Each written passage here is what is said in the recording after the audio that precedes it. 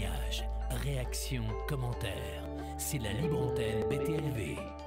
Expérience de mort imminente, observation d'OVNI, rencontre avec un voyageur du temps et soucoupe volante. C'est le sommaire de cette libre antenne, un numéro qui marque le début de la nouvelle saison de BTLV. Et comme on ne change pas une équipe qui gagne, mesdames et messieurs, eh bien on est ici pour écouter vos témoignages sans jugement, sans censure, mais avec bienveillance. On est en direct sur Facebook, YouTube, Twitch et Dailymotion, ceux de BTLV. Alors bonsoir, bienvenue, je suis Bob Belanca. Appelez maintenant la libre antenne BTLV au 01 86 22 21 20. 01 86 22 21 20. Quel plaisir de vous retrouver après un mois de vacances. Nous sommes de retour pour une saison qui s'annonce riche en événements, en investigations, en déclarations et en émotions, et surtout le lundi, en témoignages. On vous attend au 01 86 22 21 20. Vous avez vécu une expérience synonyme de mystère et d'inexpliqué. On est là pour vous écouter. Il a passé l'été à se faire dorer la pilule, à boire et à manger. Et bien manger, François Desmé. Salut François. Salut Bob. Ça va? Oui. Je suis heureux de te retrouver, tu sais. Ouais, moi aussi. Tu m'as manqué. Ah, toi aussi. C'est parce que tu es reposé, tu es beau. Sur mon bateau, je pensais à toi. C'est vrai, sur Oui. ton bateau, le mec, ça y est, c'est la croisière s'abuse, donc c'est dingue. Il a passé l'été, lui, alors que nous étions en vacances, au mois d'août, à travailler sur les prochains dossiers inexpliqués qu'il va vous offrir toute cette saison sur BTLV. C'est Jocelyn Afkeller. Salut mon Jocelyn. Salut Bob. Alors c'est vrai que toi, tu as été studio au mois d'août. Oui, pendant que certains font des croisières, moi je travaille. Voilà, c'est ça. Voilà. De très jolies vacances quand même au mois de juillet, parce que je t'ai vu un peu crapahuté. Oui. Donc Je voilà. suis allé voir les alignements de Karnak, Ouais, que je voulais voir depuis très longtemps. C'est un endroit absolument magique. ouais. Donc je Tu- recommande à tous. Et tu as vécu quelque chose assez singulier au Mont Ventoux. Oui, alors après je suis allé dans les Alpes. Et, Ouais. alors j'ai raconté ça sur mon blog, une petite coïncidence. Je suis allé voir le Mont Ventoux, voilà, comme n'importe quel touriste. Et Ouais. en redescendant, je m'arrête pour satisfaire un petit besoin naturel. Ouais. Et en revenant à ma voiture, je vois une toute petite pancarte où il y a marqué Stella Anne-Marie Pellissier. Mhm. Donc je cherche sur Google qui est cette personne et je vois que c'est une petite fille qui avait été enlevée dans les années 50 et dont le corps a été retrouvé à 100 mètres de là où je me suis garé. Ah. Donc voilà, on va dire que c'est une coïncidence parce que moi tu me connais, les histoires, les mystères, ça Ouais. m'intéresse. Ouais. Donc je suis retourné voir et effectivement il y a une sorte de stèle, enfin il y a marqué ici ont été trouvés les restes de... Parce que ces restes ont été trouvés presque un an après sa disparition. D'accord. Voilà, et donc j'ai cherché un peu cette histoire qui est un peu oubliée. Il y a quand même des grandes histoires de kidnapping que tout le monde connaît, mais celle-ci, elle est un peu oubliée. Donc là, je suis en train de rassembler quelques infos. Je vais un peu, comment dirais-je, augmenter, enfin améliorer mon blog, mon article. Pardon. Bon, dans tous les cas, il y a une chose qui est sûre, c'est que cette saison, je le disais, s'annonce plutôt sympathique. Et à commencer par le programme de la semaine qu'on va découvrir immédiatement. Vous allez voir qu'il y a cette libre antenne, bien sûr, qui ouvre la nouvelle saison sur BTLV. Mardi, astrologie, que vous réserve septembre avec Muriel Siron. C'est une émission présentée par Sandrine Chopin. Elles sont accompagnées pour l'occasion par Barbara Lafay, qui nous avait fait le plaisir d'être avec nous au château de Fougeray. D'ailleurs, la deuxième partie arrive bientôt, on en parlera dans l'émission. Mercredi, c'est David Gallet qui sera le grand témoin d'une très belle rentrée des affranchis de l'info. Guérison inexpliquée, un grand espoir avec un bien sûr grand point d'interrogation. Ce sera dès 19h sur tous les réseaux sociaux. Jeudi, OVNI, l'incident canadien du Falcon Lake 1967 avec François Garigeau.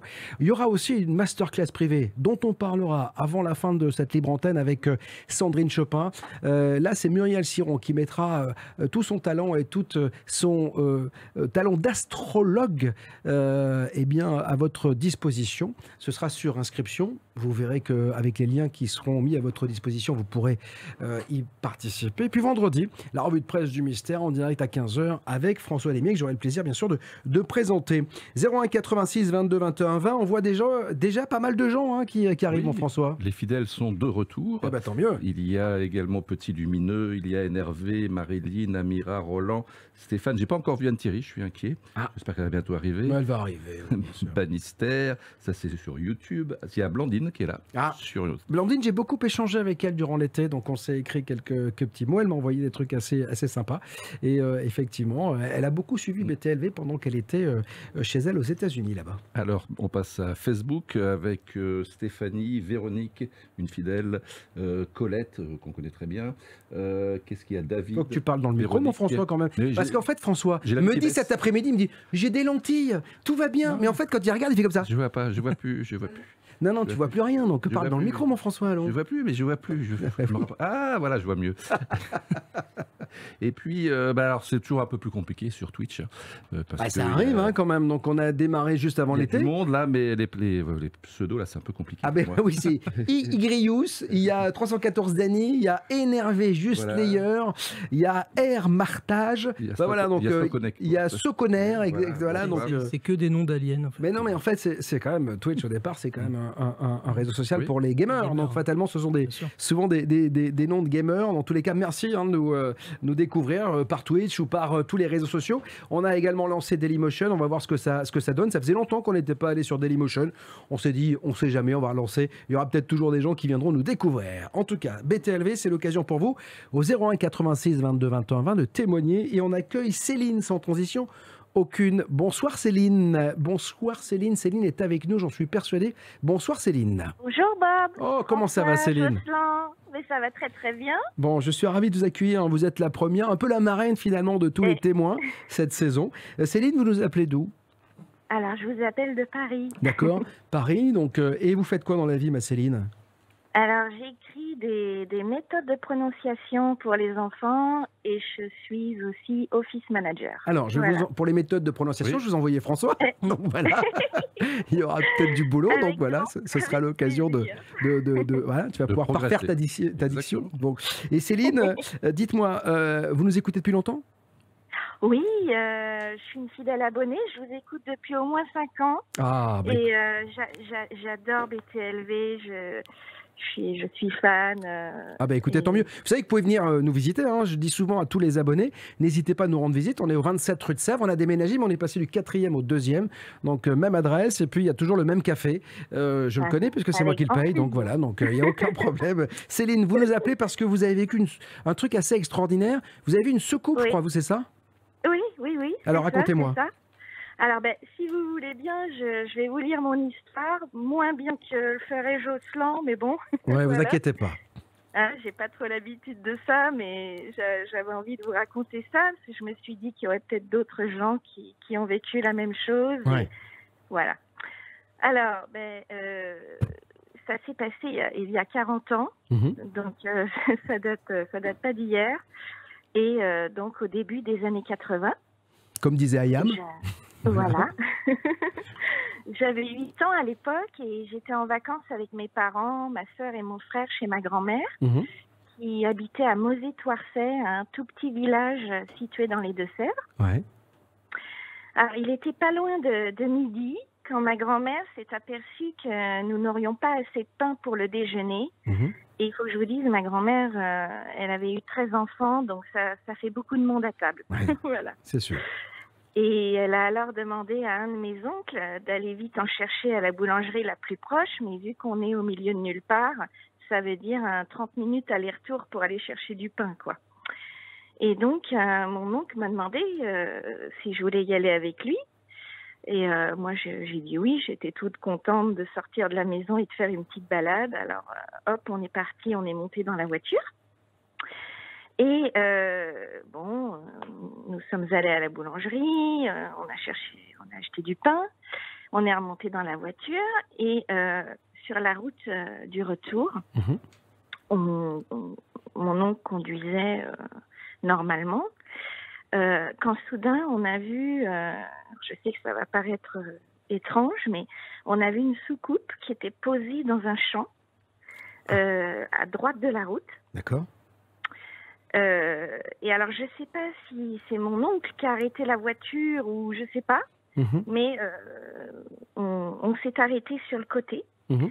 Alors, je dois vous dire qu'il n'y avait personne. Hein. Il n'y avait que nous. On était seuls au monde. D'accord. Il y avait cette soucoupe posée dans le champ. Et alors la taille de la soucoupe, parce que est-ce que vous étiez loin de l'engin et à quelle taille on peut Alors, faire Elle référence? ressemblait à quoi? Et elle ressemblait à quoi d'ailleurs? Ouais. Alors, on n'était pas loin. Mhm. On était vraiment à quelques mètres. Mais comme j'avais 8 ans, moi, j'aurais dit peut-être entre 5 et 10 mètres. Mais Mhm. c'est-à-dire que quand on est enfant, c'est pas la même chose. Alors, je voudrais pas dire une bêtise, mais Ouais. elle était assez imposante quand même. D'accord. Voilà. elle était magnifique, hein, cette soucoupe. Moi, j'étais émerveillée. C'était comme si c'était la plus belle chose au monde. Je sais pas pourquoi, mais mon oncle, lui, il avait peur. Moi, j'étais. Oui, la réaction de votre oncle a été de la peur dans un premier temps, c'est ça? Oui. Ouais. Ah oui, lui, il a eu très peur. Alors que il était terrifié, lui. Alors que moi, non. Non, moi j'étais émerveillée, j'étais toute contente. Je sais pas pourquoi, je n'avais pas peur. Et cette soucoupe, elle était gris-argent, un peu comme de l'argent brossé. Ah ouais. Et ce que je me souviens, c'est qu'elle avait plein de lumières rectangulaires autour d'elle. Et ça me faisait penser, mais bon, j'étais petite, hein, ça me faisait penser à une rangée de belles dents blanches. Ouais, d'accord. Vous voyez, comme un beau sourire. Et c'est un détail, ça, qui m'a beaucoup marqué. Je ne sais pas pourquoi, mais je me souviens bien de ça. Et donc, on est resté là quelques minutes. Vous vous êtes arrêté, j'imagine, pour regarder... Oui. Ouais. On s'est arrêté, mais on n'est pas descendu de la voiture. Ouais. On est resté dans la voiture. Et on l'observait. Voilà, mon oncle avait peur, mais on est resté là dans la voiture. Et Céline, pourquoi votre oncle avait peur? Parce qu'en fait, c'était plus intriguant qu'effrayant, non? Je sais pas. Mais dans mes souvenirs, je me souviens qu'il était très mal à l'aise, il n'était pas bien. D'accord. Alors que moi, c'était tout l'inverse. J'ai ce souvenir-là qu'il n'était pas à l'aise du tout. C'est un peu normal aussi, je pense, d'avoir peur quand on voit ça. Enfin, je sais pas. Oui, en fait, en tout cas, ce qui est normal, c'est d'être surpris. Donc ça, c'est sûr. Oui, parce que c'est pas agressif. Enfin, il n'y avait pas d'hostilité. Mais alors justement, quel était votre sentiment? Parce que vous étiez plutôt excité de voir ça. Oui, j'étais toute contente. Mais alors, est-ce que vous étiez les seuls avec votre oncle à observer cet engin? Et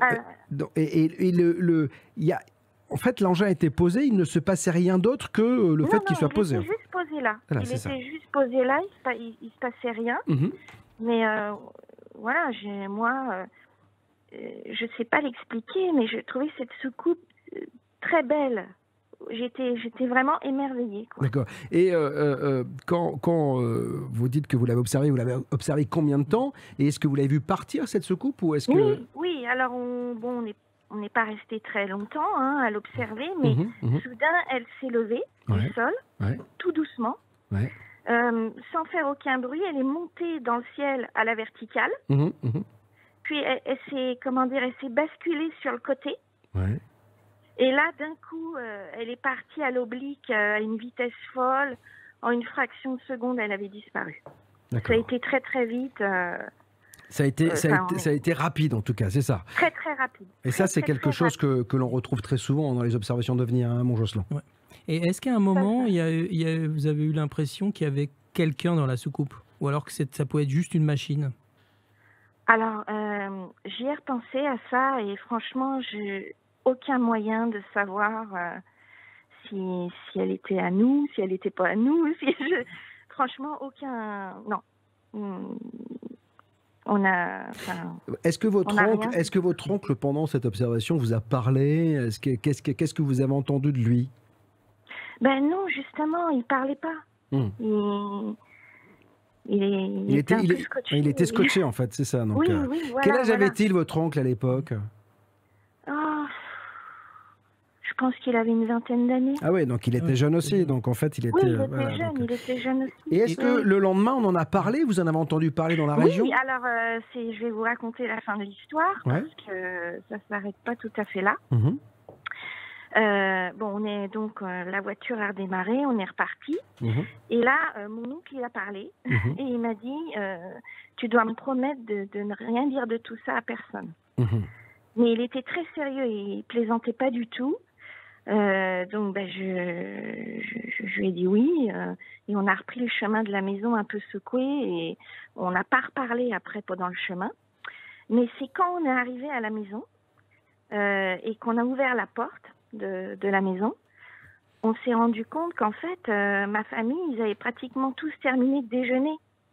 Alors j'ai regardé la pendule, je me souviens, sur le mur de la cuisine, et puis là j'ai compris qu'on s'était absenté pendant presque 2 heures.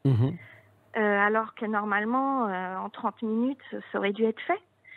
Et je comprenais pas comment c'était possible. Et 2 heures, c'est beaucoup. Ça veut dire que quand vous êtes revenu à la maison, on a dû vous dire, mais qu'est-ce que vous avez foutu pendant 2 heures? En fait, c'est ça, bien sûr. C'est ce qu'on appelle un missing time. Ouais. Voilà, on s'est assis à table, on s'est mis à déjeuner avec les autres. Ils étaient déjà au café. Ils nous ont un petit peu... ils sont un petit peu moqués de nous. Où est-ce que vous étiez? Heureusement qu'on vous a pas attendu. Voilà. Et puis après, tout le monde s'est mis à parler de tout et de rien. Et puis moi, bien sûr, petite fille que j'étais, j'ouvre ma bouche et je leur dis, mais vous devinerez jamais ce qu'on a vu, tonton et moi. Et là, mon oncle, il m'a jeté un regard glaçant. Et dans ma tête, j'ai entendu la phrase, tu ne dois le dire à personne. Mais ça ressemblait pas à mon oncle. Mon oncle, c'est un gentil, j'ai pas compris, mais bon, je me suis tue parce que j'ai eu peur. Et puis voilà, quoi. J'ai pas très bien compris pourquoi on avait mis 2 heures. Oui, c'était très très bizarre. Et puis c'est vrai que quelques mois après ça, j'ai commencé à développer des dons. Ouais. C'était très bizarre. Par exemple, je pouvais dire qui était à l'autre bout du téléphone quand celui-ci sonnait. Et parfois, c'était des gens qui n'avaient pas appelé depuis très longtemps. C'était très bizarre. Je me suis dit, mes parents, ils vont me prendre pour une folle. Mais voilà, je l'explique pas. J'ai commencé aussi à avoir des flashs. Et je me suis demandé si ça n'avait pas un lien avec ça. Parce que voilà, ce qui est intéressant, c'est que ce genre de comment dire, de faculté arrive souvent quand on vit une expérience de mort imminente, quand on a un choc traumatique assez important. Là, c'est après avoir vu un ovni. C'est assez ça arrive. Oui. Ça arrive aussi. On a des cas, des histoires où des gens développent des capacités, des talents un peu curieux après avoir fait une observation ovni. Moi, je me pose la question, qu'est-ce qui s'est passé pendant les 2 heures? Alors là... Ça, c'est la grande question. Parce que la réaction de votre oncle, maintenant, enfin, si... J'essaie de l'interpréter aussi en fonction de ça, en me disant peut-être que lui, il le sait, ou plus ou moins, il a une meilleure idée que vous de ce qui s'est passé pendant les 2 heures. Je me suis posé la question. Vous en avez reparlé avec lui après? Non, parce que malheureusement, la famille, elle est un peu fâchée et je ne l'ai pas vue depuis 20 ans. Et en fait, ce qu'il faut que je vous dise, c'est que j'ai oublié toute cette histoire pendant près de 20 ans. Mais vraiment, ça m'est sorti de la tête. Et un jour... des bribes ont commencé à revenir petit à petit. Et j'ai commencé à voir la rangée de lumière qui me refaisait penser à un sourire. Après, c'était la phrase « tu ne dois le dire à personne ». Et puis un jour, tout m'est revenu. D'accord. D'un coup. Okay. Comme si j'avais retrouvé la mémoire. Et là, j'avoue, j'ai eu un petit peu peur quand ça m'est revenu. Je me suis un petit peu demandé effectivement ce qui avait pu se passer pendant ces 2 heures. Et puis en fait, je me suis dit que j'allais pas creuser plus. Et là, j'avoue, j'ai eu un petit peu peur quand ça m'est revenu. Je m'entends. On s'entend là. Attention parce que tu as dû toucher à quelque chose, mon Mathis. En fait, je me suis dit que pas creuser plus. Parce que là, j'entends 2 fois l'auditrice là. Donc, qu'est-ce que tu as fait, mon Mathis? Il y a un truc qui va pas. On a récupéré. Donc, c'est bon? Oui, c'est bon, je crois. Donc, super.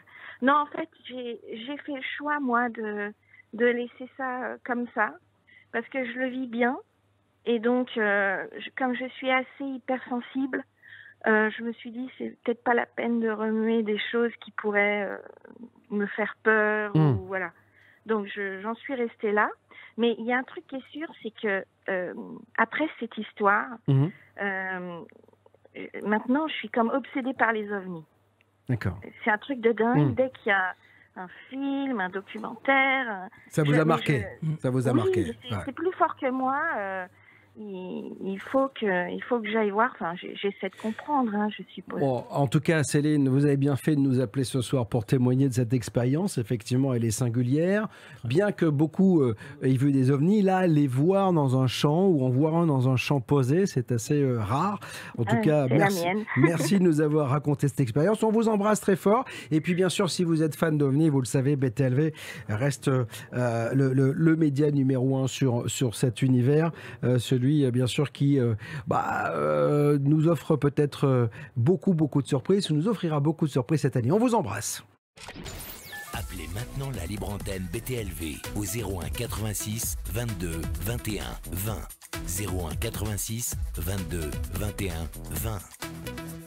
Alors, on essuie un peu les plâtres ce soir de cette nouvelle configuration technique. S'il y a des bugs, il y a des petites choses comme ça. Voilà, on est obligé en moment de faire du direct pour voir tout ce qui ne colle pas. Donc, veuillez nous en excuser si de temps à autre ça coupe un petit peu. On a changé de locaux, donc fatalement, il faut que tout se remette en place. Il y aura bien sûr les replays qui seront à votre disposition dès la fin du direct et puis sur btlv.fr. François, on fait un point sur les réseaux. Oui, par rapport au témoignage de Céline, il y a plusieurs personnes qui disent oui, c'est pas possible d'avoir un oncle de 20 ans. Bah si, moi quand j'avais 8 ans, j'avais des oncles qui avaient 22 ou 23 ans. Moi aussi, moi j'ai été parent à 15 ans, donc voilà. Donc, ouais. Pas de problème. Non, mais bien sûr, les gens ils font l'amour tout le temps. Des familles nombreuses. Mais bien sûr. Moi, ils étaient 9. Mais bien sûr. Donc, mais toi, il y a encore pas.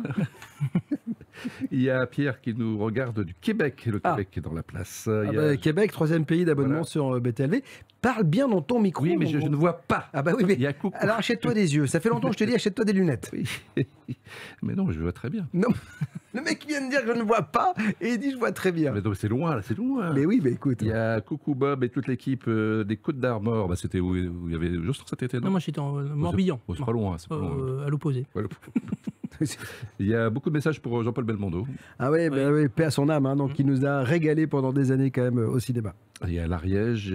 Qu'est-ce qu'il y a encore super sujet qu'on aborde ce soir, mais les gens qui se plaignent, c'est pas assez consistant, quoi. Donc on lui dit au revoir. Alors si vous n'êtes pas content de la consistance, venez témoigner vous-même si vous avez vécu quelque chose, parce que c'est vrai que vous êtes souvent là à me dire sur les réseaux sociaux, j'ai vécu ça, même Jocelyn reçoit des informations. Oui, j'ai vécu. Venez en témoigner parce que cette émission, elle n'existe que grâce à vous.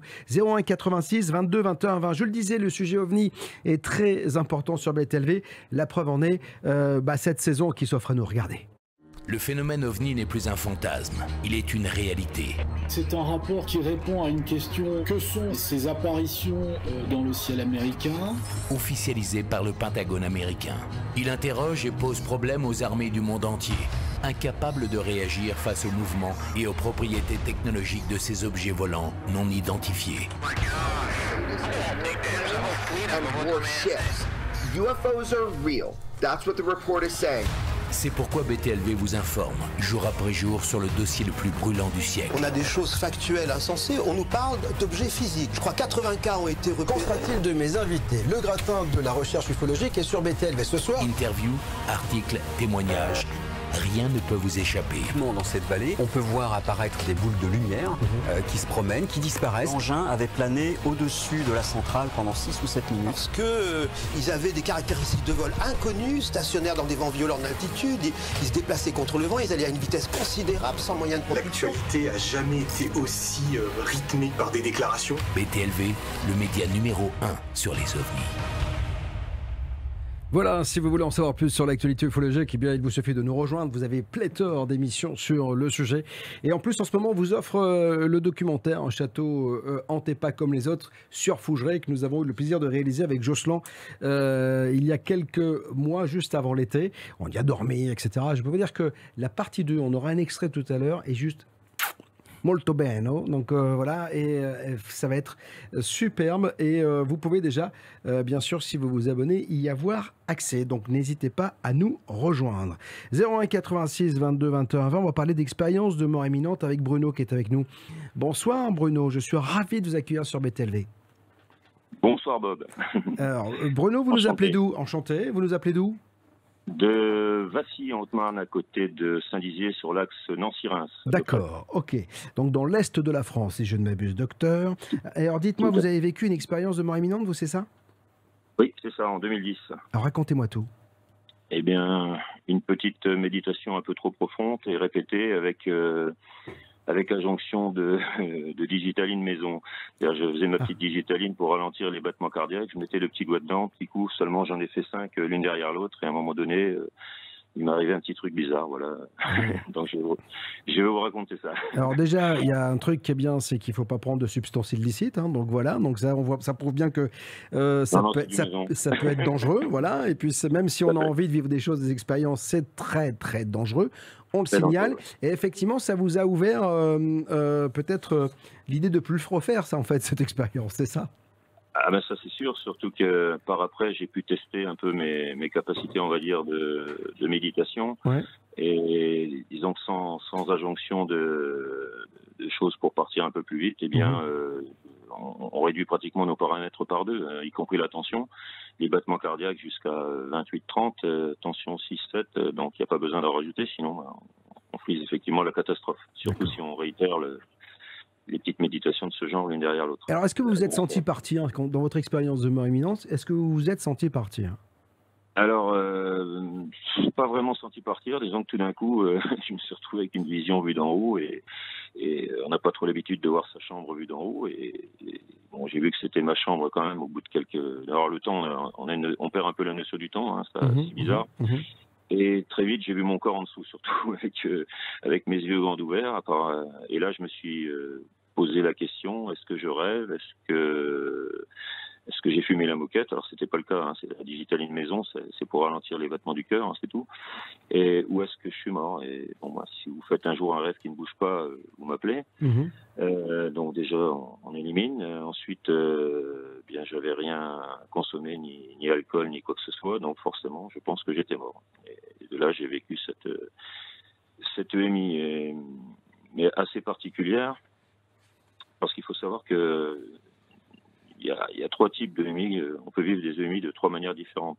C'est-à-dire qu'on peut la vivre de manière totalement inconsciente. C'est-à-dire que ce sont ces personnes qui ne se rappellent absolument de rien, qui ont eu par exemple un accident de la route et qui se rappellent de rien, et qui ont été à un moment donné morts cliniques. Hein. Et apparemment, d'après des études faites par Charbonnier, des spécialistes quand même en la matière, ça friserait les 80%, 82 même, je crois. Donc parmi les 18% restants, donc on peut dire qu'ils ont vécu une EMI consciente. Seulement le problème, vu que la vie ne s'arrête pas là, on devrait pas parler de mort, on devrait parler de trépas, ce que disaient les anciens, c'est-à-dire d'aller de pas en pas, avec des périodes d'entrepas où on se prépare à notre future incarnation. D'accord, et ça vous m'expliquez un peu ce que... Mais moi, ce que je veux savoir, c'est ce que vous avez vécu, vous. Vous voyez ce que je veux dire? Parce que ça, sur BTLV, ceux qui nous suivent, ils ont compris, ça fait 8 ans qu'on aborde ces sujets. Ce que je veux savoir, c'est ce que vous avez vécu durant cette expérience, Bruno. Et bien alors, ce que j'ai vécu, donc, c'est une EMI comprise.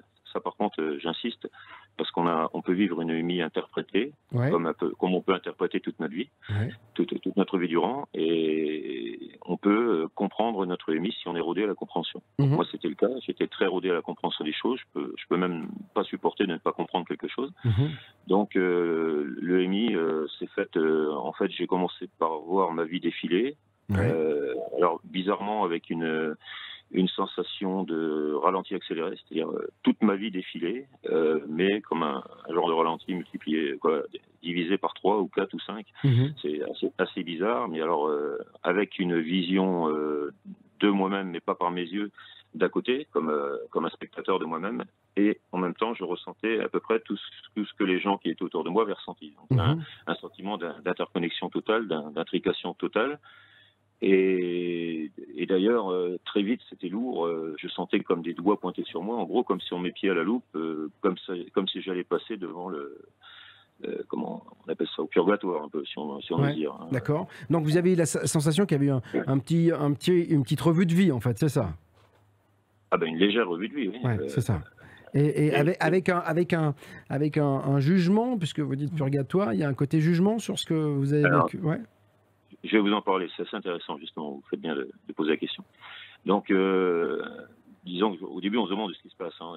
Une sensation de plus en plus d'avoir des doigts pointés sur soi, là, et là on commence à penser et on arrive en gros aux petites choses qu'on a à se reprocher, c'est-à-dire des petites choses qu'on a fait un peu de travers. Et il se trouve que, je peux vous le dire, il n'y avait rien de bien méchant, je revois l'image d'une personne qui était dans un IME, et souvent j'avais plaisir à discuter avec lui. Il était très sympathique, ce jeune, et un jour j'étais pressé, je l'ai évité. J'ai fait celui qui ne le voyait pas parce que j'avais un rendez-vous, j'étais pressé, puis je ne pouvais pas perdre le moindre temps, j'étais déjà en retard. Et là, je vous assure que là, je voyais la chose que j'avais fait, mais comme je vous dis, d'une vision extérieure, non pas en acteur du film, mais en spectateur du film. C'était déjà beaucoup plus dur pour moi. Mais en plus, je ressentais tout ce que la personne avait ressenti. Alors là, je vous dis pas, waouh, ça fait tout le rôle. Et d'ailleurs, il m'a fallu 2 ans pour comprendre vraiment ce qui s'était passé, pour répondre à votre question. J'ai compris simplement que n'importe qui peut vous pardonner n'importe quoi, à part votre propre conscience. D'accord. Si vous me comprenez bien. Et en fait, tous les doigts pointés sur moi, c'était ma conscience. D'accord. Et alors, ça vous a fait grandir, ça vous fait, Qu'est-ce que vous avez ramené de cette expérience finalement, Bruno?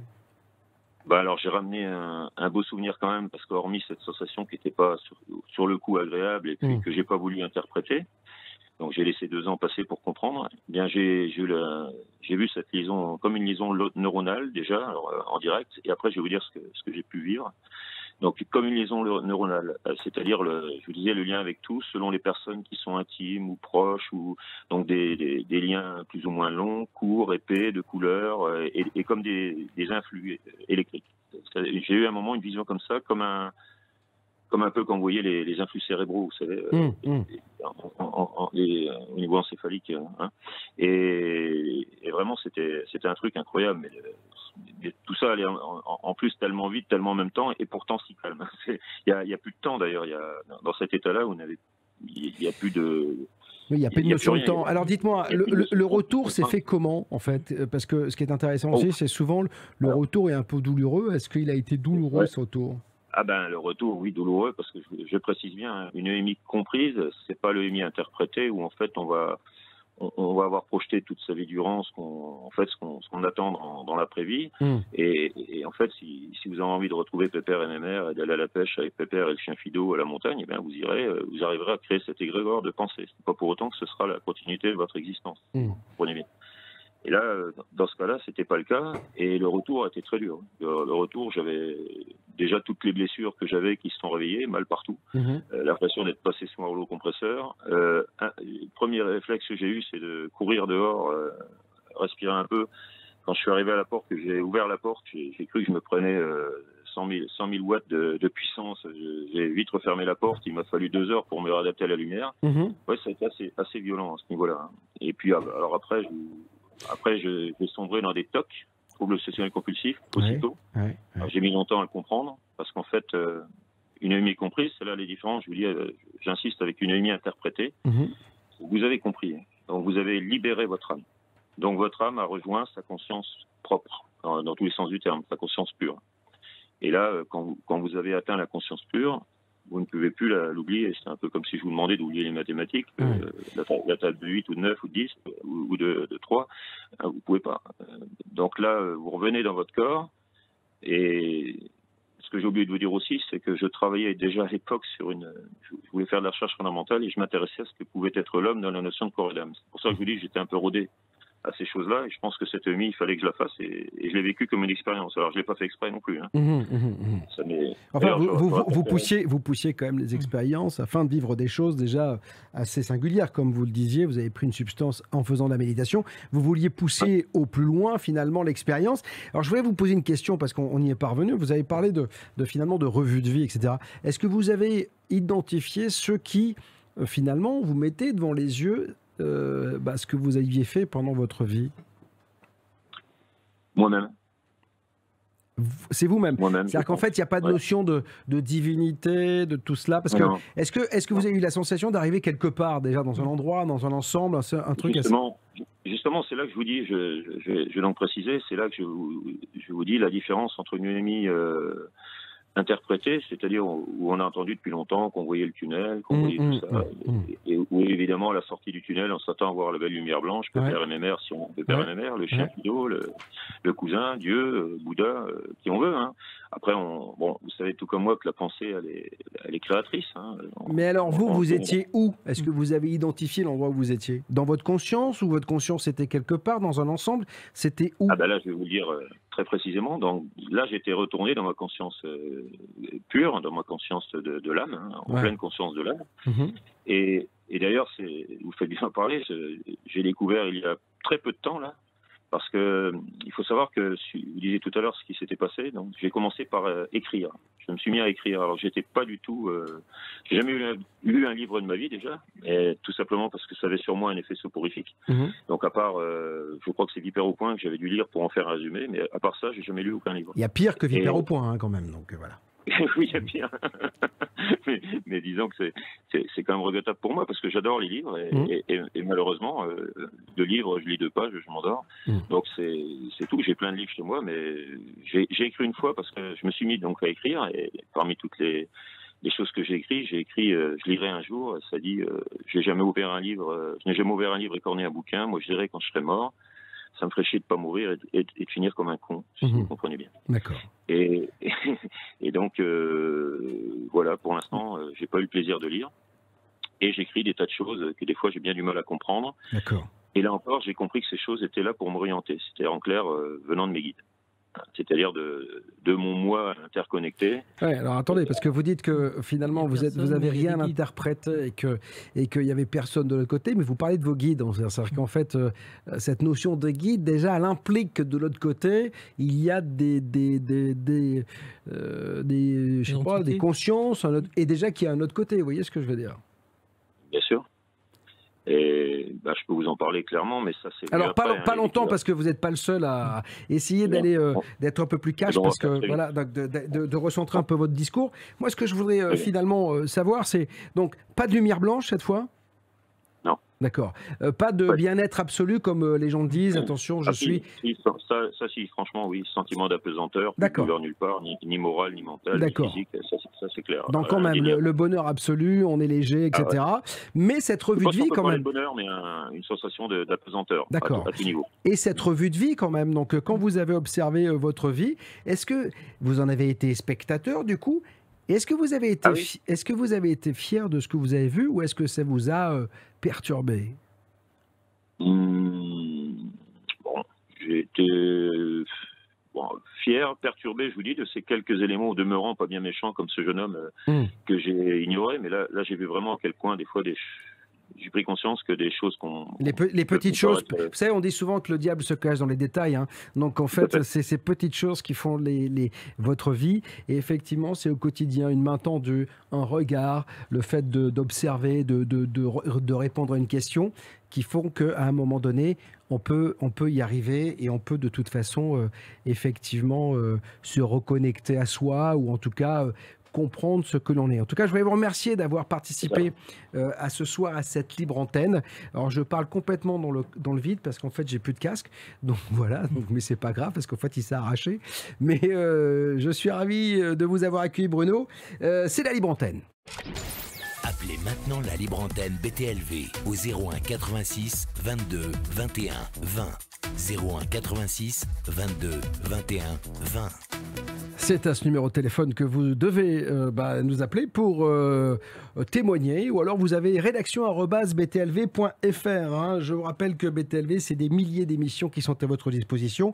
En clair, bien sûr, les lundis et mercredis, et vendredi sur Twitch uniquement pour la revue de presse, et puis sur btlv.fr, des émissions réservées aux abonnés sur tous les sujets qui font de BTLV le média numéro 1 sur le mystère et l'inexpliqué. François.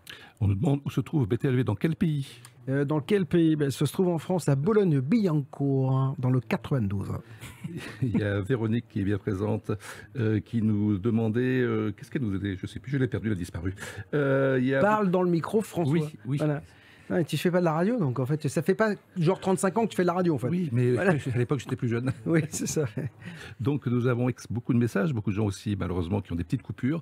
Et donc, il y aura le replay, bien évidemment, ça bug. Alors, je vous dis, on a tout rebranché, 2 mois de travaux, c'est toujours compliqué. Toutes les télés, toute la radio, c'est toujours comme ça. Il faut jamais rien changer quand ça fonctionne. Même TF1 des problèmes. Voilà. Et quand vous changez, c'est toujours un peu le souci, mais on est là pour essuyer les plâtres. Et merci en tout cas de le faire avec nous. On parlait de Fougeray tout à l'heure. Encore une expérience que nous avons vécue avec Jocelyn. Il n'était pas seul à m'accompagner, on était nombreux cette fois-ci. Regardez la bande-annonce de la partie 2 de ce château hanté pas comme les autres.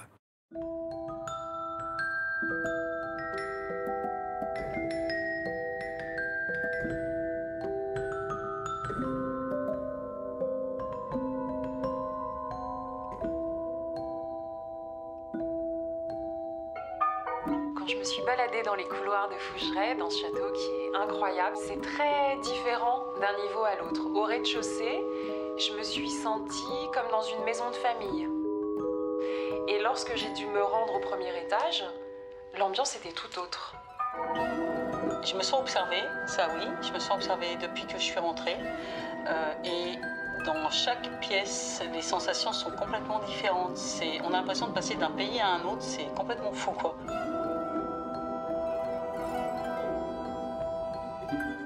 D'un seul coup, il y a un frisson qui te prend, il y a une émotion qui t'étreint.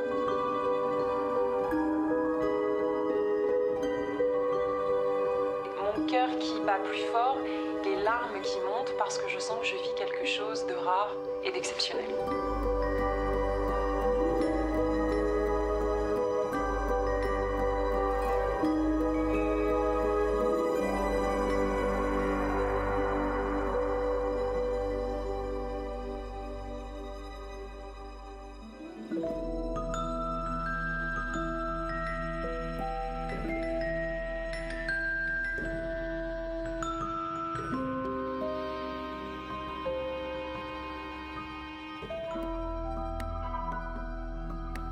Fougeray, un château hanté pas comme les autres, partie 2. Elle sera disponible à la fin de la semaine. C'est-à-dire que on est en train de regarder en fait ma nuit, la deuxième nuit que j'ai passée à Fougeray. Savoir que lors de la première nuit, il s'est déjà passé quelque chose. Il y a des bruits qui ont été enregistrés, sans savoir d'où ils venaient. Que s'est-il passé durant cette deuxième? Même moi, j'ai pas regardé parce que j'ai rien ressenti pendant la nuit elle-même. Mais c'est souvent quand on regarde après les images qu'on s'aperçoit qu'on a peut-être vécu des choses comme ça, sans le savoir. Merci d'être avec nous au 01 86 22 21 20. On va accueillir Sabrina le temps que je rebranche mon casque parce qu'il n'arrête pas de partir. Voilà, je me réentends. Ça y est, il va falloir qu'on s'habitue à ce studio quand même. Donc voilà, il y a beaucoup de choses qui changent. Donc voilà, avec ma jambe, je l'ai enlevé encore une fois. Sabrina est avec nous. Sabrina, c'est un nom prédestiné pour participer à une émission sur le mystère et l'inexpliqué quand même. Bonsoir Sabrina. Bonsoir. Ravi de vous accueillir sur BTLV. Sabrina, vous nous appelez d'où? Du Berry. Ah, le Berry. Oh, terre de sorciers. Terre de sorciers, de sorcières, le Berry, Sabrina. Terre de Patricia Daré, que l'on salue si elle nous écoute. En tout cas, on l'embrasse très fort. Sabrina, vous avez vécu quelque chose, une expérience paranormale. On parlait du château de Fougeray. On va rester dans un château. Vous avez vécu aussi quelque chose d'assez singulier, c'est ça? Oui. Alors, dites-moi tout. Château d'Igny.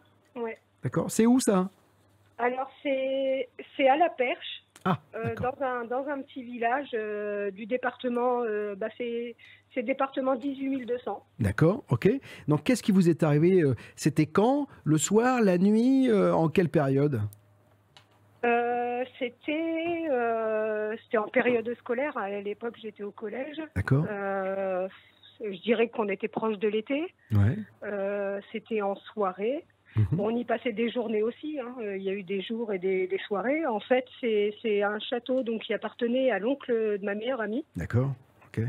Et donc lui tenait un resto sur Paris, donc il n'était pas souvent là, et donc on avait accès au château librement, donc on a pu passer quelques soirées là-bas. D'accord. Et donc il se passait des choses et au château et dans la maison justement de mon ami qui était juste à côté. C'était comme une sorte de maison de gardien en fait. D'accord. Mais donc ça c'était acté, c'est-à-dire que les gens le savaient, ils savaient que dans ce château et dans la maison des gardiens, finalement, il y avait des choses qui se passaient, c'est ça? Eh ben, les personnes avec qui j'ai pu passer des soirées, parce qu'on était quand même à chaque fois des groupes assez importants, on était environ 10 personnes à peu près. Aucun canular d'amis ou etc. Enfin, quand ça s'est passé, on était toujours ensemble et c'était vraiment des choses assez bizarres. Donc, comment vous expliquer? Donc, il y a une soirée en fait où on discutait, on avait notre poste CD, on écoutait de la musique, tout ça, et des bruits se sont fait sentir à la cave. Ah. En fait, c'est des murs qui sont quand même en pierre, qui font quasiment 2 mètres d'épaisseur. Ça tambourinait vraiment, le son, on l'écoutait, mais d'une résonance, et ça venait de la cave. C'est-à-dire que malgré la musique que vous écoutiez sur votre poste, vous entendiez des bruits sourds, c'est ça? Ah des bruits énormes, quoi. Donc on a coupé la musique, après on a fait silence radio, quoi. Et les phénomènes se sont poursuivis toute la soirée. Bon, au départ, c'était pas très effrayant, quoi, mais plus ça allait et plus et plus on a été pris de terreur, quoi, au Et cours de la personne n'a soirée. personne n'a eu le courage de descendre pour essayer de comprendre ce qui se passait?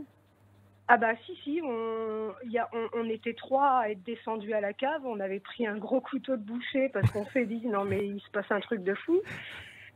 Et en fait, bah rien quoi. Donc du coup on remonte, on continue notre soirée. Puis au cours de la soirée, envie de faire pipi. Donc il y avait que des toilettes à l'étage parce que c'était des chambres.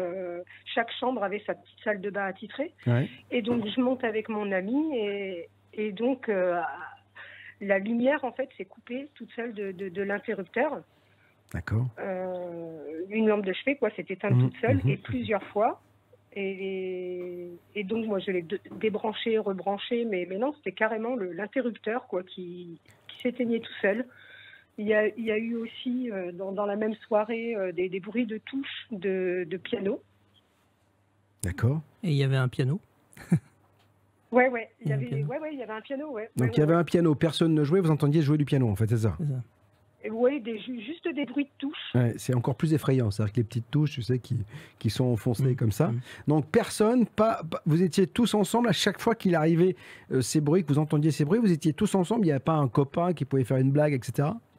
Ah non, franchement, et d'ailleurs, dans la soirée, après un moment, avant qu'on quitte vraiment le château, il y a eu des bruits qui se sont fait entendre tout autour de nous. C'est comme si ça tapait partout autour de nous et puis après on a été pris de frayeur, on a sauté la fenêtre en fait. Enfin c'est le chien qui a ouvert le bal quand même, il faut savoir. On avait un chien qui était avec nous et le chien il a été pris de terreur et la fenêtre était ouverte, il a sauté à 1m20, 1m40, enfin la fenêtre était hyper haute quoi. Et donc du coup après on est tous partis, c'était la sortie la plus proche et on a tellement été pris de terreur qu'on est tous partis quoi. Alors, ce qui est intéressant, c'est le chien. C'est vrai que souvent, les animaux, eux, ils feignent pas. C'est-à-dire qu'en fait, voilà, on fait pas semblant, on y va et il est sensible. Il y a quelque chose qui lui plaisait pas, il se barre et ça, c'est intéressant. Mais c'était un château qui était habité ou à l'époque ou Non, c'est une maison de campagne. Oui, il était habité par Alain, l'oncle de ma meilleure amie, et donc lui a vécu des choses, mais il voulait pas en parler en fait. Et Ouais, dans le château, il y avait une salle qui était vraiment très particulière, dans le sens où tous les meubles étaient recouverts de drap blanc et il y avait une couche de mouches mortes. Elle devait faire, je sais pas, peut-être environ 5 cm, si c'est pas plus. Ah ouais, donc c'est beaucoup, 5 cm. Un matelas, presque. Enfin, pas un matelas, mais... C'est des milliers de mouches pour que ça fasse 5 cm. Donc ça veut dire que, franchement... alors c'est marrant parce que ça me rappelle une des scènes dans Amityville où le prêtre qui doit bénir la maison est attaqué par une nuée de mouches, tu sais. Donc c'est toujours très, très impressionnant. Donc vous êtes resté combien de temps ce soir-là dans le château ? On a dû y rester, je dirais 3 bonnes heures, 4 quand heures même. à peu près. Donc vous avez quand même été courageux parce que malgré tous ces bruits, vous êtes resté à l'intérieur de l'édifice, en fait, c'est ça? Après, on était nombreux, donc ça nous rassurait un peu quelque part d'être ensemble, quoi. Donc, je pense qu'on n'aurait été que 2, on serait partis déjà dès l'instant où on a entendu des bruits à la cave. Alors, est-ce qu'il y a eu des enquêtes qui ont été menées sur ce château? Est-ce que des gens savent ce qui s'est passé? Est-ce qu'il y a eu des morts? Qu'est-ce qui s'est passé? Est-ce que vous connaissez l'histoire? En fait, des morts par le passé, il y a dû en avoir, mais je sais que l'ancien propriétaire du château, Alain, son ami s'est pendu dedans. D'accord. Ok, donc déjà, il y a une mort un peu difficile, c'est-à-dire que... proche et récente. D'accord, voilà. Donc, et le château, il est ancien? Il date de quand, vous savez?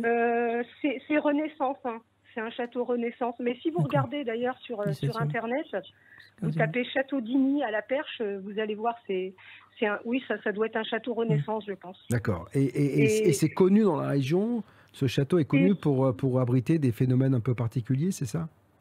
Eh ben pas vraiment, parce que c'était pas un château qui était ouvert au public, aux visites ou voilà. Là maintenant, je sais que c'est des Hollandais qui ont racheté et qui ont fait des chambres d'hôtes dedans. Ouais. Je les ai recontactés là récemment justement pour savoir s'ils n'avaient pas observé des phénomènes particuliers.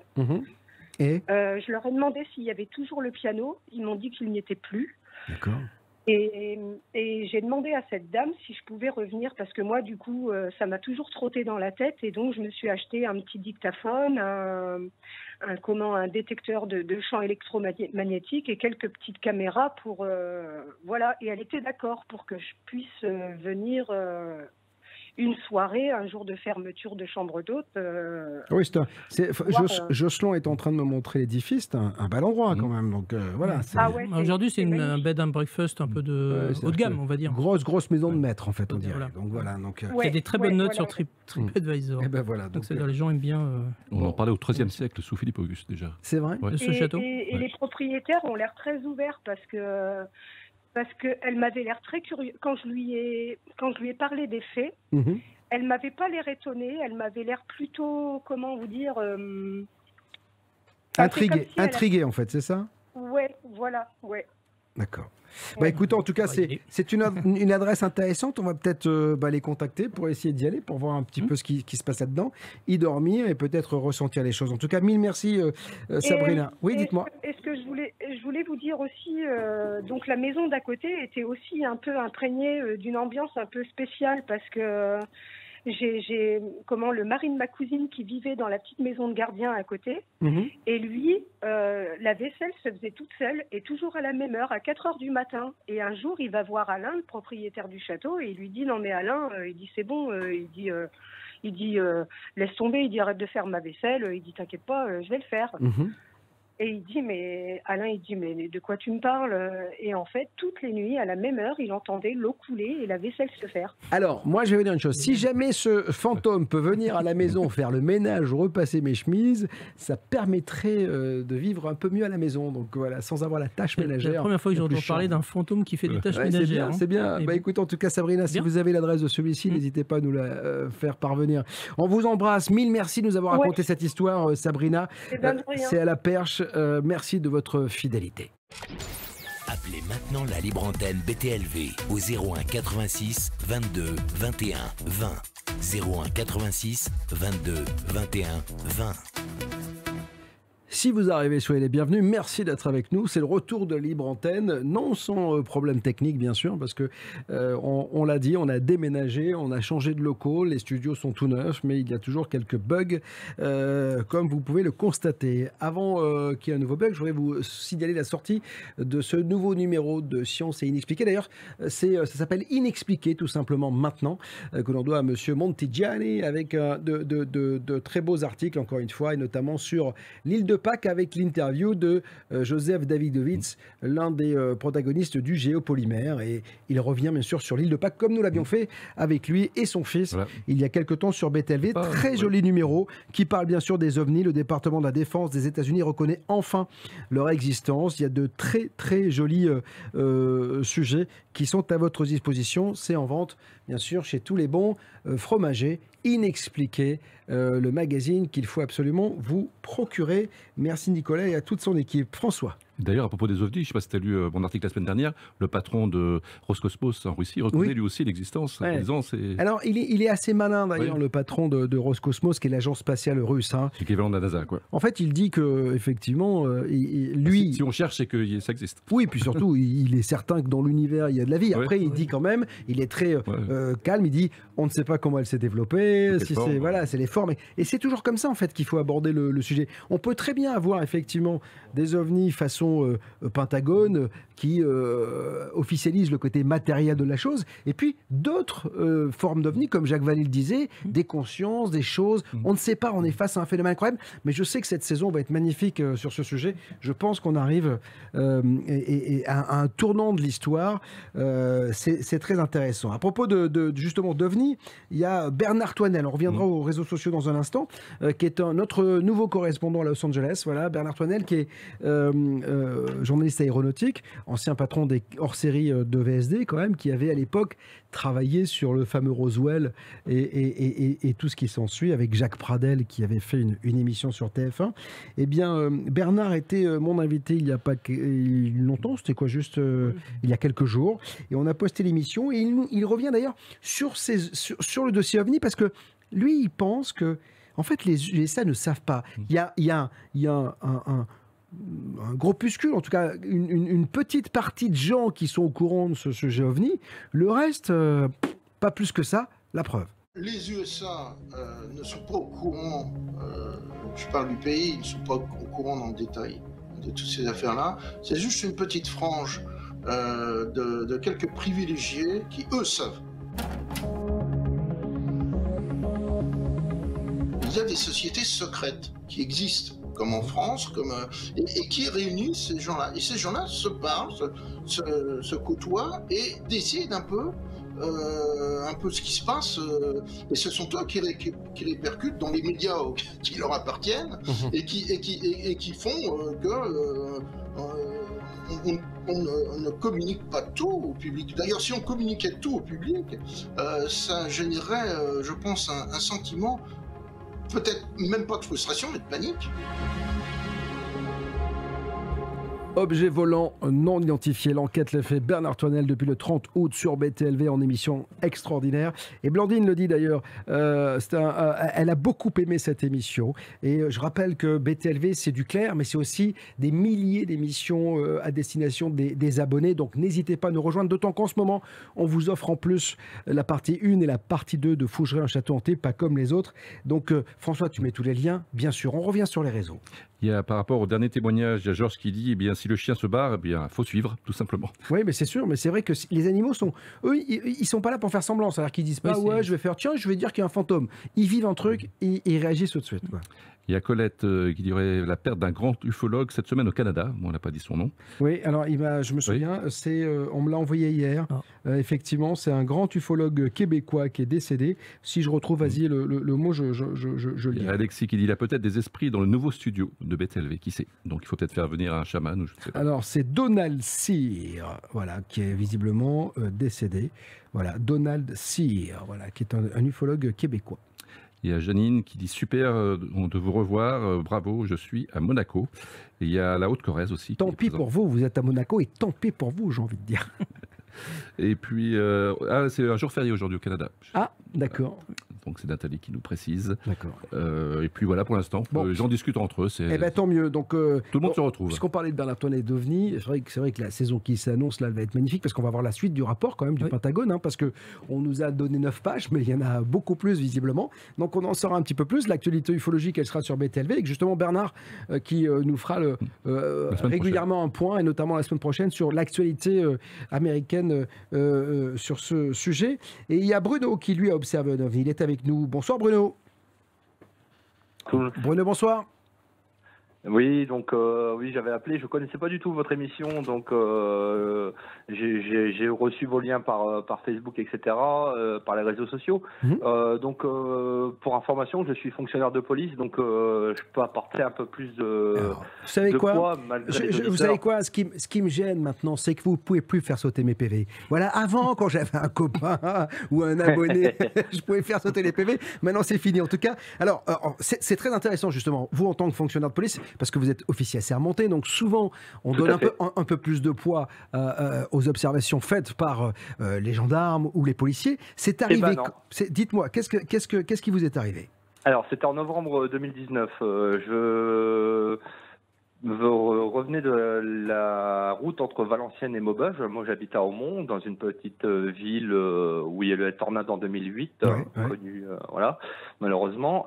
Donc, il y avait un brouillard ce jour-là. J'arrivais au niveau de Maubeuge et je vois 2 gros disques rouges.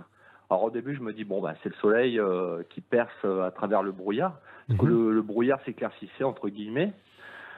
Sauf que malheureusement, les 2 disques, alors ça faisait, allez, je vais dire 30 mètres de diamètre, les 2 disques orange-rouge. Ah oui. Ouais, tout à fait, ouais.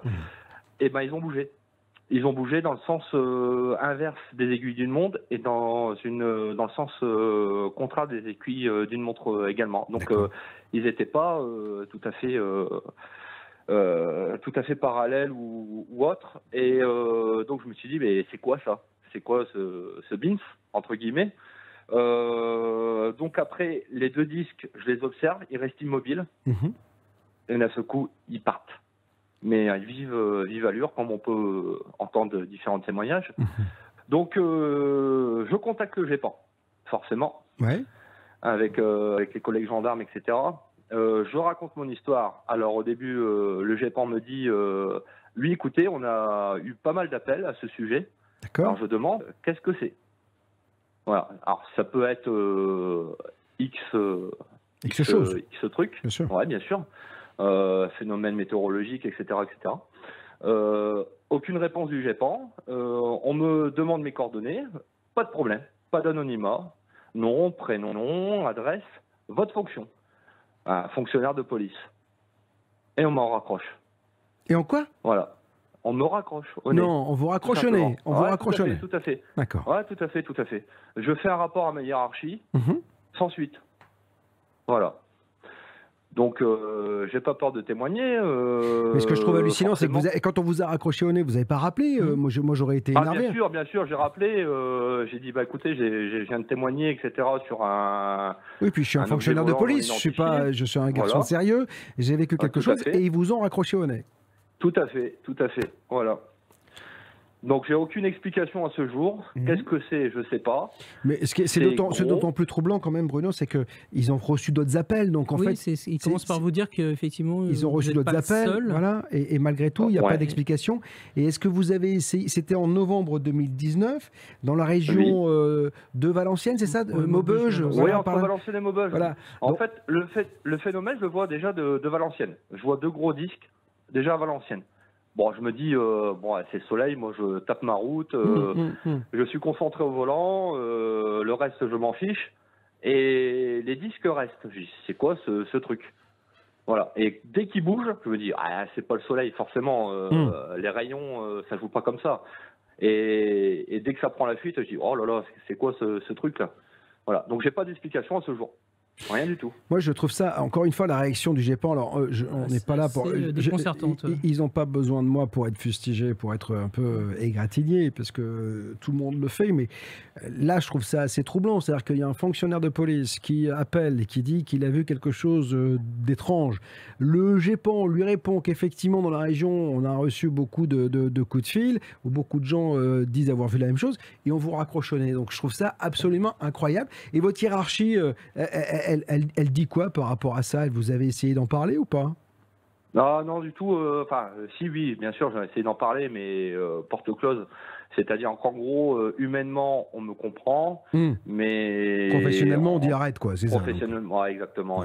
On te dit, bah voilà, ça peut arriver à n'importe qui, et puis voilà, quoi. T'as essayé de contacter...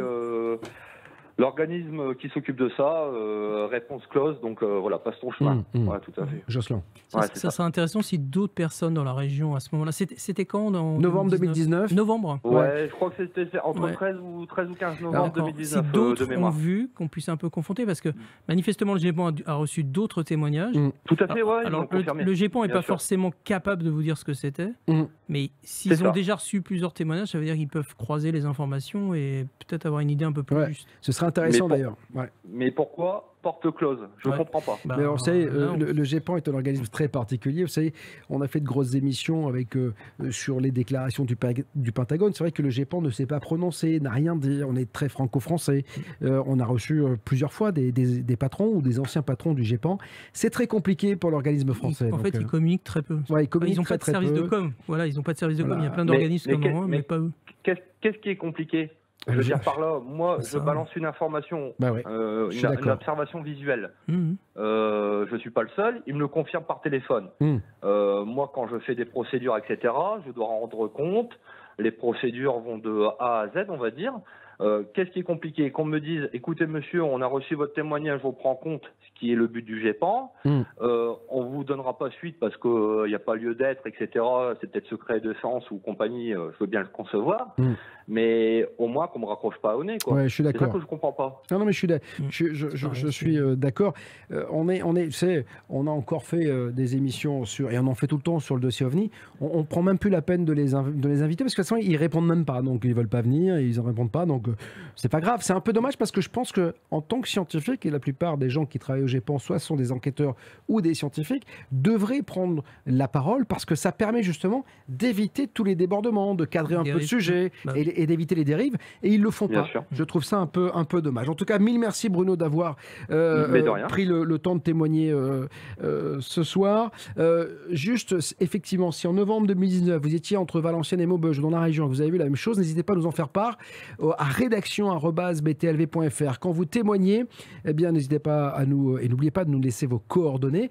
Et puis au 01 86 22 21 20, si on ne répond pas, il y a un répondeur, là aussi, on vous rappelle. Merci Bruno, on vous souhaite une belle soirée, merci d'avoir choisi BTLV. Témoignages, réactions, commentaires, c'est la libre antenne BTLV. Bienvenue si vous arrivez, c'est la libre antenne, c'est le retour du direct ce soir, c'est la rentrée de BTLV, en somme, avec Jocelyn Keller, avec François Lémier. On aura un petit nouveau la semaine dernière parce que François va nous abandonner de la libre antenne, il va préférer aller boire des coups le soir avec son passe sanitaire. Il va pouvoir aller se taper la cloche, donc comme il veut. Et Tom viendra le remplacer dès la semaine prochaine. On retrouvera bien sûr François dans les affranchis de l'info le mercredi. Ça, c'est une évidence. Une chose est sûre, François, il y a du monde sur les réseaux malgré les bugs quand même. Oui, les gens discutent, comme je disais, c'est un peu le café du commerce qui revient. Avec un peu d'humour, c'est Ganesha qui dit un fonctionnaire de police à qui on raccroche au nez. D'habitude, c'est le contraire. Oui, c'est ça.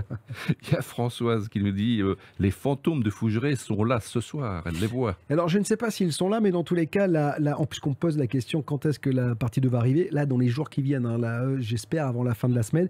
En tout cas, vous allez voir dans quelques jours ce qui s'est passé durant cette... Et on a beaucoup travaillé sur des expériences, notamment sur les tables tournantes, sur le Ouija. Expérience incroyable avec Pascal au Ouija, qui rentre en contact avec son frère. Enfin, c'est assez troublant, parce que ni Véro, avec qui j'ai fait l'expérience, ni moi, ne connaissions l'histoire de Pascal et de son frère.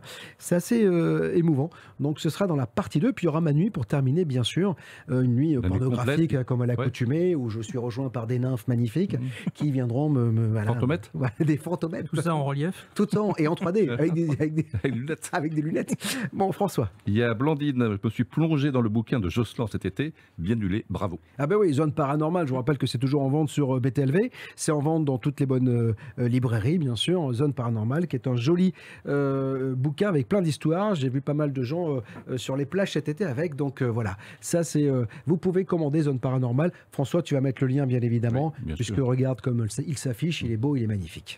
Et il y a Denis qui dit reconnaître les ovnis ne signifie pas admettre une forme d'intelligence extraterrestre. Mais on n'a pas dit ça. Calmons-nous. Donc déjà reconnaître des choses matérielles, que les choses sont matérielles et qu'elles survolent notre espace, c'est déjà un pas. C'est ça que je trouve ça déjà énormissime. Parce que les gens disent ouais, c'est rien, il n'y a rien. Mais vous imaginez pas, c'est-à-dire qu'on a validé pour la première fois, officiellement, l'existence de choses matérielles que l'on ne maîtrise pas, que l'on ne contrôle pas et qui nous survolent. Et c'est une armée qui l'a fait. Mais c'est une armée, et pas la moindre. C'est militaire. C'est pas... ça, c'est inédit.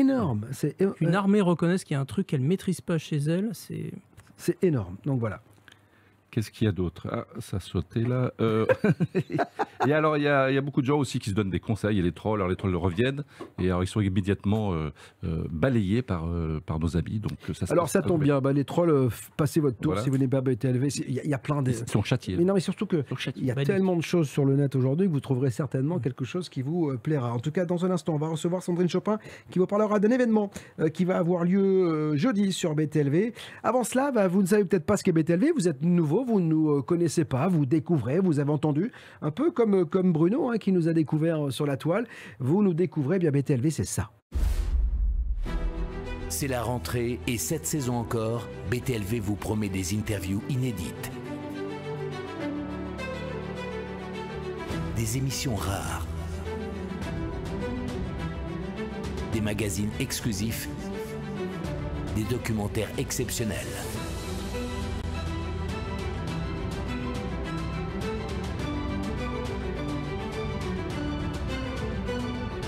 Pourquoi chercher ailleurs? BTLV vous apporte toutes les réponses. Analyser, décrypter, comprendre, telle est ma devise. Là où les autres s'arrêtent, BTLV commence.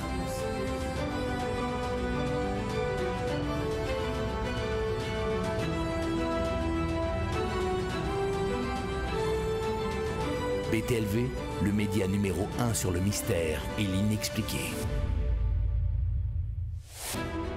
Voilà, BTLV.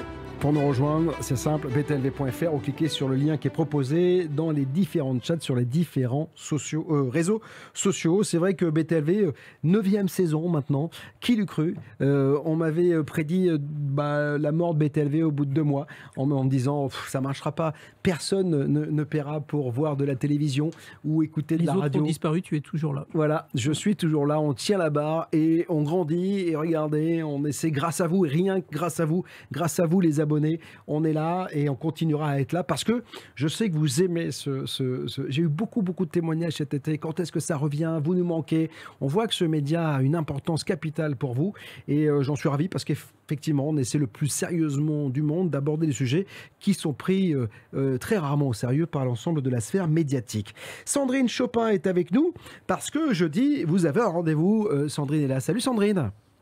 Salut Bob, salut l'équipe. Bon, on est ravis de t'accueillir sur BTLV. Alors c'est vrai que tu reprends un peu le chemin de l'école avec nous, hein, sachant que tu seras remplacé, là aussi c'est une nouveauté sur les affranchis de l'info, par Pega qui va nous rejoindre, qui est une belle journaliste, qui va être... il fallait une grande journaliste pour te remplacer, on était obligé. Hein, donc voilà. Donc toi tu vas continuer bien sûr à animer toute la case du mardi soir avec de nombreux invités. Et tes émissions plaisent énormément parce que j'ai eu beaucoup d'ailleurs je t'en ai fait part, hein, beaucoup de bons retours sur tes entretiens. Et puis tous les 15 jours tu vas proposer, comme la saison dernière, des masterclass. Absolument, et là jeudi 9 septembre c'est avec Muriel Siron, donc les auditeurs savent avec Muriel, que les abonnés peuvent voir. Et alors ce jeudi 9 à 20h en direct, c'est gratuit, il faut s'inscrire parce que Muriel nous a concocté une conférence, une masterclass spécialement pour BTLV. Elle va nous apprendre en fait à comprendre le langage des astres, à comprendre notre carte du ciel, à savoir lire notre mode d'emploi, celui de notre conjoint, celui de nos enfants, et même, cerise sur le gâteau, à connaître finalement toutes les combinaisons amoureuses. Et ça plaît beaucoup. Alors, ce qui est très intéressant, surtout avec les astrologues, c'est qu'en fait, c'est une science, hein, l'astrologie. C'est-à-dire qu'en fait, c'est étudier les étoiles. Et alors, ça existe depuis Mathusalem, c'est-à-dire que les grands astrologues, il y a eu des grands astrologues qui ont jalonné l'histoire, Sandrine. Absolument, et puis surtout, nous on se rend pas compte que finalement c'est très physique, c'est très scientifique aussi, et il y a tout le mouvement planétaire qui influe sur nos comportements, sur les situations face auxquelles on se retrouve.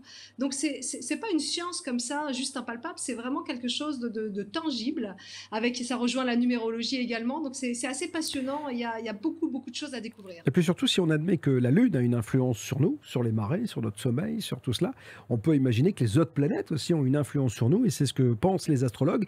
Dans tous les cas, Muriel va vous permettre de découvrir. Ça va se passer comment? C'est à partir de 20h, je crois, c'est ça?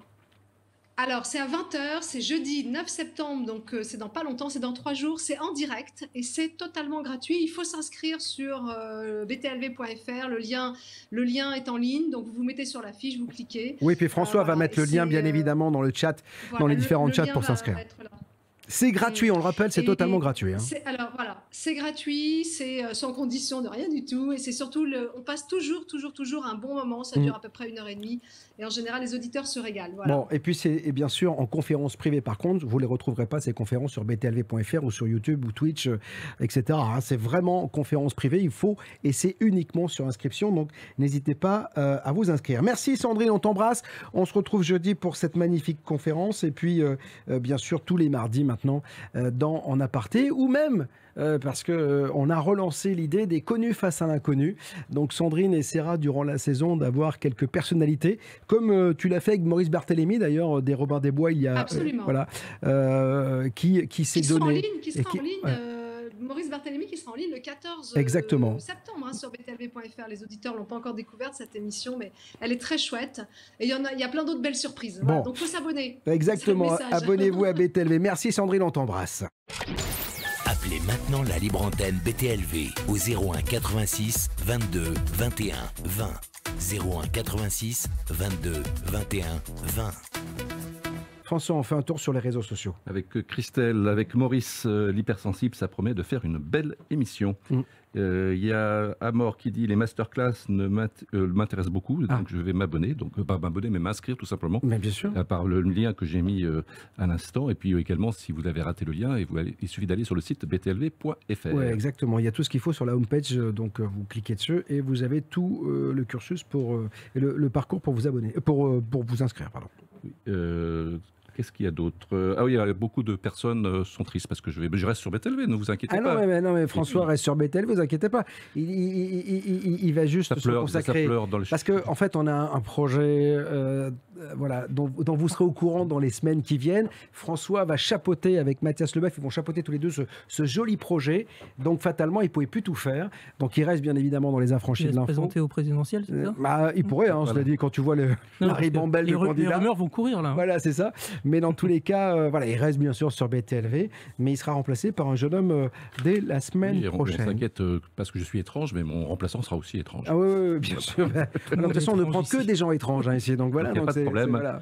Bon, écoutez, en tout cas, on arrive au terme de cette première libre antenne de la saison. Ça a été un peu épique, je vous le cache pas, avec tous les soucis, mais comme vous l'avez vu, c'est une rentrée particulière avec de nouveaux locaux, un nouveau plateau ici, un deuxième plateau à côté que vous découvrirez vendredi, et puis encore un autre plateau que vous découvrirez dans les interviews en face à face. Voilà, BTLV grossit, grandit grâce à vous, donc n'hésitez pas à nous rejoindre. On a besoin de vous, vous savez, on a refusé la publicité, donc fatalement, on a besoin de votre soutien et ça passe par les abonnements. Il y a plusieurs possibilités, l'abonnement solidaire qui vous permet, si vous n'avez pas beaucoup de rémunération, d'avoir accès à tout BTLV, l'abonnement avec engagement, sans engagement, l'abonnement Gold également pour les plus fortunés et ceux qui veulent avoir un magazine par mois, bien sûr, offert avec BTLV, et puis des places pour les rencontres du mystère et de l'inexpliqué. Et à ce sujet, je voudrais vous signaler que le 20 novembre prochain, nous aurons les rencontres du mystère et de l'inexpliqué en digital qui reviennent. Ça a été un succès au mois de mars. On y reviendra cette fois-ci et ce sera le 20 novembre. Et puis, on espère, on croise les doigts, en mai prochain, 13 et 14 mai prochain, en 2022, on pourra effectivement faire celle que nous devions faire il y a presque 3 ans maintenant, ou 2 ans et demi, à Lyon. On y reviendra. Donc, si cette maudite Covid nous laisse passer et nous permet de revenir à une vie totalement normale avec ou sans passe sanitaire, ça c'est vous qui choisissez. Dans tous les cas, merci mon François d'avoir été avec nous pour ce retour. On se retrouve mercredi. Regardez les affranchis de l'info. Très belle soirée en perspective, guérison inexpliquée, un grand espoir avec David Gallet, et puis en direct sur Facebook, YouTube, Twitch et Dailymotion, en espérant que ça marche mieux que ce soir. Dans tous les cas, une chose est sûre, ce sera dès mercredi 19h en direct. Merci mon Jocelyn. Salut Bob. Voilà, vous allez pouvoir le lire, Zone Paranormale est à votre disposition bien sûr. Vous pouvez vous le procurer, le commander sur btlv.fr ou l'acheter à la FNAC ou sur Amazon ou dans tous les bons vendeurs et dans toutes les bonnes librairies. Et puis un dossier inexpliqué arrive bientôt, bien sûr, sur BTLV. Merci à tous ceux qui m'ont aidé à préparer cette émission. Il y avait Mathis qui lui aussi a fait 10 litres d'huile ce soir, tellement il était dans une nouvelle configuration avec du nouveau matériel. On a tout changé, donc voilà, bravo à lui. Voilà. Non, on te voit pas, mais vas-y, mets-toi, mets-toi déjà sur le bon plan. Ah, tu parles d'un réalisateur, c'est-à-dire qu'il se met pas sur le bon plan, il fait coucou. Mets-toi sur le bon plan. Voilà, le plan très large, voilà, et là tu fais coucou. Voilà. C'est notre Roumain, il y avait un quota, on l'a pris, donc c'est le seul Roumain qui a les dreadlocks quand même, hein, donc c'est le seul Roumain qui est reggaeman. C'est hallucinant. Merci à Pierre-Alexis qui nous a permis d'avoir vos témoignages, et puis à Tom qui est venu. On lui souhaite une longue carrière au sein de BTLV qui nous a rejoint aujourd'hui, et merci à tous les autres. Salut.